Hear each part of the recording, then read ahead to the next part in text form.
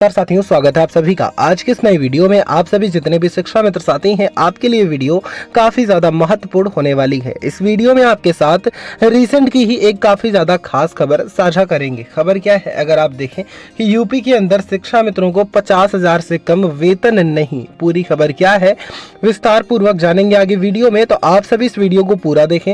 और अगर अभी तक आप में से किसी भी साथी ने इस चैनल को सब्सक्राइब नहीं किया है, तो ऐसी ही रियल और ऑथेंटिक अपडेट आगे पाने के लिए चैनल को सब्सक्राइब कर बेल आइकन को प्रेस कर लें। अब चलते हैं अपडेट पर।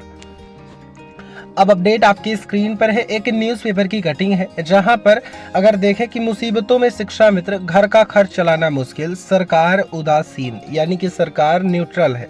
जहां पर साथियों यहाँ पर आपके सामने कुछ पिक्चर्स दिख रही होंगी। हालांकि इन्हीं शिक्षा मित्रों के द्वारा कुछ प्रतिक्रियाएं दी गई हैं। इनका जीवन यापन इस अल्प मानदेय में किस प्रकार से हो रहा है, और जब इन्होंने ज्वाइनिंग की थी तब इन्हें क्या क्या आशाएं थी, जिसके बाद क्या समस्याएं आई इनके यानी कि कार्यकाल के अंदर, और फिर किस प्रकार से मानदेय बढ़ोतरी हुई, और उसके बाद से किस तरह से इन्हें दोबारा से ही उसी मूल हालत में पहुंचा दिया गया।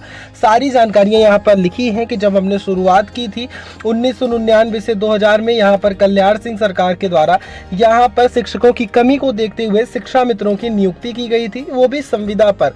अब जिसके बाद से यहाँ पर आश्वासन मिलने लगे, कई आश्वासन मिले कई सरकारों के द्वारा। अब यहाँ पर 2250 रुपए में इन्हें रखा गया था। धीरे धीरे इनके मानदेय में बढ़ोतरी हुई, 3000, 3500 इस प्रकार से करके यहाँ पर वृद्धि हुई। अब कई सरकार जो कि राजनीति दृष्टिकोण से इन्हें देखने लगी, जहां पर कई सरकारों के द्वारा ये कहा गया कि हम आपका समायोजन करेंगे या फिर हम आपका मानदेय बढ़ा देंगे, इस प्रकार से। हालांकि पूर्व सरकार ने, यानी कि अगर देखा जाए तो अखिलेश सरकार ने, यानी कि सपा सरकार ने इन सभी का समायोजन भी कर दिया। अब समायोजन किया तो लगभग इन्हें 37,000 या फिर कहा जाए 40,000 वेतनमान मिलने लगा। अब उसके बाद से मामला आप सभी का कोर्ट में गया। अब कोर्ट में मामला जाने के बाद एक बार स्टे हुआ, फिर उसके बाद दोबारा से सरकार आई, तो फिर सुप्रीम कोर्ट से आप सभी का जो समायोजन है वो 2017 में निरस्त हो गया। अब समायोजन निरस्त होने के बाद भी लगातार राजनीति शिक्षा मित्रों के ऊपर चलती रही, और केवल राजनीति का शिकार हुए शिक्षा मित्र। जहां पर राजनीति की अगर बात करें तो किसी गुट के अंदर की राजनीति की मैं बात नहीं कर रहा हूं कि सरकारों के द्वारा तो राजनीतियां की ही गई, अनेक पार्टियों के द्वारा राजनीति की गई, लेकिन राजनीति आपके स्वयं के अंदर भी पनपी, जहां से जिसका एक परिणाम अगर आप देखें तो कई समूह हैं आपके, कई संगठन हैं आपके। कुछ शिक्षा मित्र टेट पास के साथ चले गए, कुछ नॉन टेट पास के साथ चले गए, कुछ शिक्षा मित्र आदर्श समायोजित शिक्षा मित्र वेलफेयर, कुछ शिक्षा मित्र, हालांकि मूल दो ही आपके संगठन थे। और इन सभी संगठनों के द्वारा, यानी कि कई संगठन आपके बन चुके हैं वर्तमान में। अगर आप खुद भी सोचें तो आपको भी नहीं पता कि कितने संगठन हैं आपके पास, जो कि मेन कारण है समायोजन न होने का।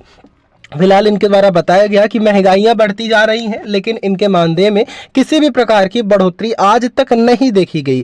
और लगातार सरकार से अगर मांगे की जाती हैं तो सरकार लगातार कहती है मानदेय नहीं बढ़ाया जाएगा, क्योंकि 3500 से 10,000 किया गया है।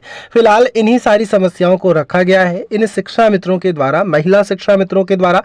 फिलहाल के लिए साथियों अगर देखी जाए, अगर पूर्ण रूप से ये देखा जाए कि लोगों का मत क्या होना चाहिए, तो 60% लोगों ने कहा कि शिक्षा मित्रों को अस्थायी किया जाना चाहिए, क्योंकि जब कार्य शिक्षकों के समान लिया जाता है तो फिर आखिर ओहदा या फिर सम्मान शिक्षकों के समान क्यों नहीं। फिलहाल इस पर आपका क्या कहना है, कमेंट में लिखकर बताएं।